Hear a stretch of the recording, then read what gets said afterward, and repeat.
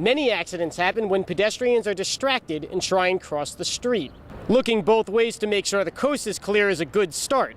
But playing on your cell phone once you start to cross isn't going to save you from any danger that might be coming your way. So put away the cell phone for a minute and make sure you get safely across. As law enforcement continues to investigate, some neighbors tell me their sense of security has been compromised in this normally quiet and safe neighborhood. It's been a soggy, damp day for residents here at the Ross Park Apartments.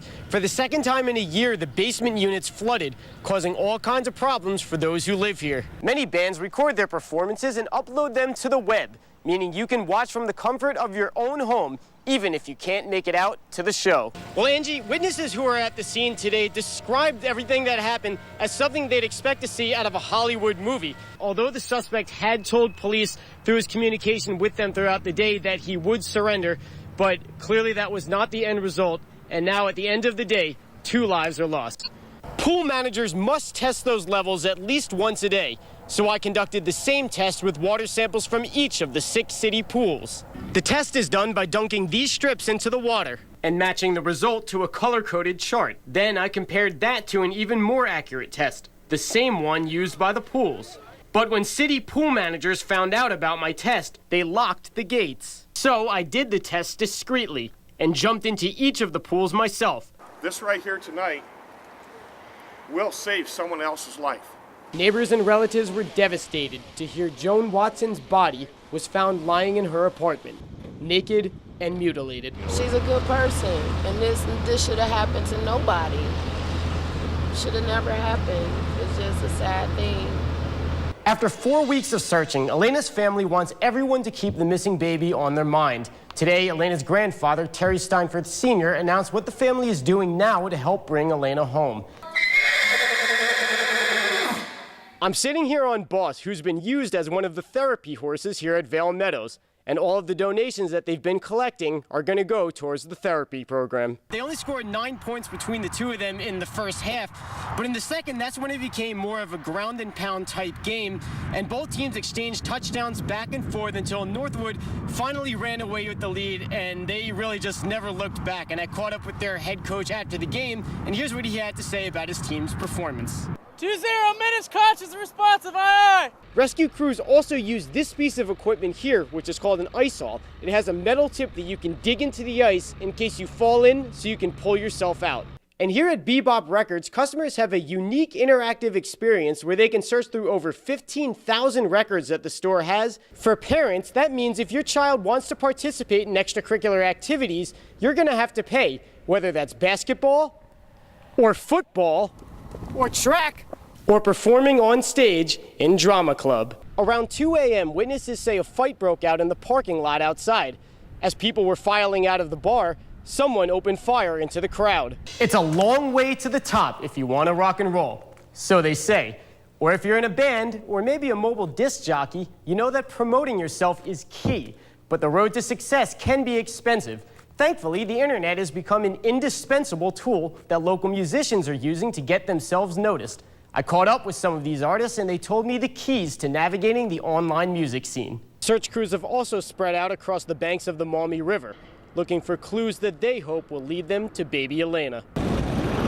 Hundreds of bikers, many of them Vietnam veterans themselves, accompanied the wall out of Toledo Express Airport on their way down to International Park. 3 of these trees, each outfitted with a yellow ribbon, have been planted at the memorial site. 1 each for Andrew, Tanner, and Alexander. One of the most popular events in the medieval era was the jousting tournament. Knights would suit up in about 65 pounds of armor like I'm wearing right now and see who's the best jouster in the kingdom.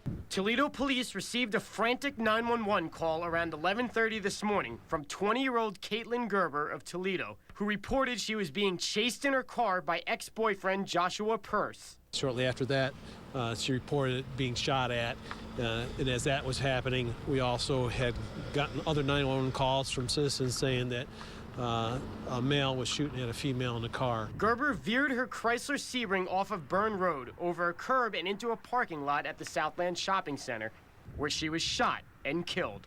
Purse allegedly fled the scene in the blue SUV he was driving, which police traced back to an address on Kirk Street in Maumee. contact was attempted to be made with the residents of this address, at which time the individual being sought barricaded himself inside the structure. Concerned neighbors looked on as snipers and SWAT teams shot several rounds of tear gas into the home. It's normal procedure to contain an armed individual as best as possible. Those officers were all put in place to ensure that containment and to make sure that no threats were posed to the neighbors. Negotiations came to a stalemate. That's when SWAT teams moved in and found the suspect dead from a self-inflicted gunshot wound. We did not hear the shot, but that's not uncommon considering the weather conditions. No police officers or other bystanders were harmed, but the day ends with a tragic loss of 2 young lives. Eric Wildstein, WNWO. Swimmers of all ages beat the heat this summer in Toledo's city pools. For the price that we have to pay to come swim here with our family, it's actually better than some people's homes. But the price you paid could have been your health. So before you jump into a Toledo pool next summer, there's something you should know. Leakage from dirty diapers and other accidents leaves behind bacteria, and if the water isn't treated properly, that could make you sick. When you go to a pool, you're going to want to make sure that, hey, I'm swimming in safe water. As long as there wasn't an accident in there, somebody didn't swim through it, you're not going to have, your chance of getting sick is going to be very, very low. But to keep that risk down, the health department enforces safety standards to neutralize bacteria. Here's what's important. Chlorine, which kills bacteria, and pH, a measure of acidity, must fall within these limits. Pool managers must test those levels at least once a day, so I conducted the same test with water samples from each of the 6 city pools. The test is done by dunking these strips into the water and matching the result to a color-coded chart. Then I compared that to an even more accurate test, the same one used by the pools. But when city pool managers found out about my test, they locked the gates. So I did the test discreetly and jumped into each of the pools myself. Here are the results. 4 pools tested within the recommended health standards. However, water samples from Wilson Pool and Jamie Farr Pool both tested to have almost 0 chlorine. Skoczynski offered this possible explanation. If it's 0, then there was a malfunction someplace in that pump house that feeding system wasn't getting chlorine into that pool for whatever reason, most likely. In an email later sent to WNWO, Skoczynski says levels at both pools were within the proper limits. But the treatment we received, combined with our test results, raises concerns. If there's something that they're trying to hide, then I don't want my children in the pool if there are water issues, either pH or whatever. The health department says it has not had any recent reports of illnesses related to Toledo's pools. Even so, our tests say the city fell short at least twice in keeping your pool water safe. Get in the water! And WNWO will be testing again when the pools open next season. Eric Wildstein, WNWO. Santa Claus is coming to town in just 2 days, and that means if you're not done with your holiday shopping, it's time to hop in the car and venture out to the jam-packed parking lots and crowded malls to get those last-minute gifts. I just have a couple of last-minute things to do, and we're trying to get it done. It's kind of hard, though. There's a lot of people. I came up here last night, got all my shopping done. When did you start your shopping? Yesterday. Even younger shoppers know they'll have to hustle at the 11th hour. Less lines, but there is going to be less stuff for people to buy. But are they nervous they'll get it all done by the time Christmas comes around? Not really. I got plenty of stores to go to, and I got a lot of time, so. And a lot of the shoppers here at Westfield Franklin Park Mall say that it's the good discounts that bring them out just 2 days before Christmas. I know this is crazy. A lot of people are out here, but I think we're just trying to get more for our money. Shoppers took advantage of big discounts on everything from shoes to clothes and jewelry. Can't beat those deals. And as Christmas approaches, shoppers know the clock is ticking. Eric Wildstein, WNWO. TJ Steinfurth carries his daughter's tiny casket out of the Oregon funeral home, where family and friends paid their last respects to baby Elena. It was an emotional release for so many who spent countless hours searching for the missing toddler and holding weekly prayer vigils in their East Toledo neighborhood.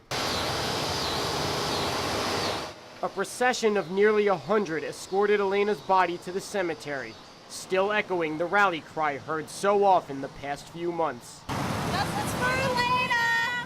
WNWO was respectful of the family's privacy as the service continued at Lake Township Cemetery, where TJ Steinfurth released this dove to commemorate Elena's spirit ascending to heaven. We believe that today the funeral, the service, gave them some closure and some relief. We know that the baby Elena's in the arms of Jesus, and that was comforting for the family to know that. Elena's family said their final goodbyes before she is buried, just steps away from her great-grandfather, Robert Steinfurth. 4 months after the East Toledo community came together to bring Elena home, the family has some amount of closure, and Elena Steinfurth is finally at rest. Eric Wildstein, WNWO. A recent Toledo Blade article claims Lucas County Auditor Anita Lopez is having campaign staffers fill out these media interview forms to screen reporters' questions so she can prepare answers in advance. Democratic candidate Joe McNamara addressed his concerns with this and other ethics surrounding the Lopez campaign outside the county courthouse. Lopez needs questions submitted to her beforehand so that her political handlers can write a script for her to answer questions. The media interview form obtained from the Blade even lists predetermined responses to questions. I asked Anita Lopez about the article's claims this afternoon. Here is her initial response. Your response to what they said in the article about the media interview forms and how they're used in your office. I'm sorry, could you just hold on 1 second? Oh, sure. I'm sorry. Could you just turn that off really fast? After briefly speaking with 2 of her campaign managers, Lopez came back with this answer. When we take that information, that is based upon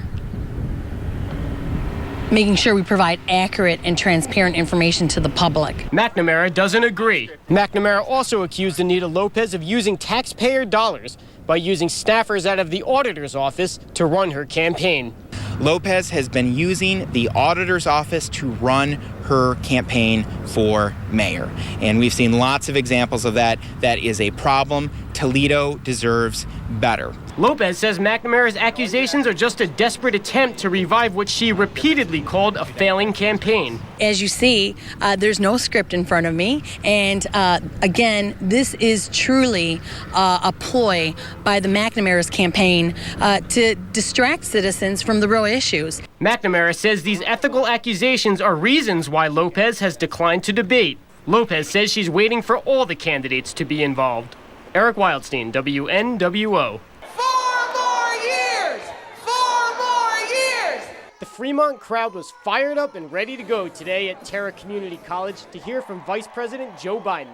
Grammy winner Jason Mraz kicked off the campaign event, singing a number of his hit songs. Jill Biden joined her husband on stage shortly after and praised the vice president's vision to move Americans forward. I've seen Joe and Barack stand up for our rights and our freedoms every single day. Vice President Biden spoke mostly about accomplishments made by the Obama administration. We've created 5.4 million new private sector jobs. Companies hired more workers this past October than any time in the last 8 months. And also took shots at Mitt Romney for running what he called a shameless campaign. You all saw a glimpse of Romney's character when he thought no one was looking, and he said 47% of you are unwilling to take responsibility for your own lives. Some supporters were happy with what they heard. He was talking about women and health care. That means a lot to us right now this season. Oh, that was really good. That was very inspiring, and I thought he just brought it on home. President Obama will finish his campaign tour on Monday when he joins rocker Bruce Springsteen in Des Moines, Iowa. Eric Wildstein, WNWO News. Murder in a quiet town. Residents of Waterville were shocked to hear their neighbor James Safadi was murdered in his home Saturday morning. I have no recollection of anything this big ever happening in all 26 years. Oh, it's very safe. We never feel like we're in danger. It was really a shock that all this happened. Authorities are searching for 3 black men, all dressed in black wearing ski masks, when they broke into Safadi's home and shot him in the chest. Safadi's girlfriend was held at gunpoint with him. but she managed to escape to a bathroom and called police. As law enforcement continues to investigate, some neighbors tell me their sense of security has been compromised in this normally quiet and safe neighborhood.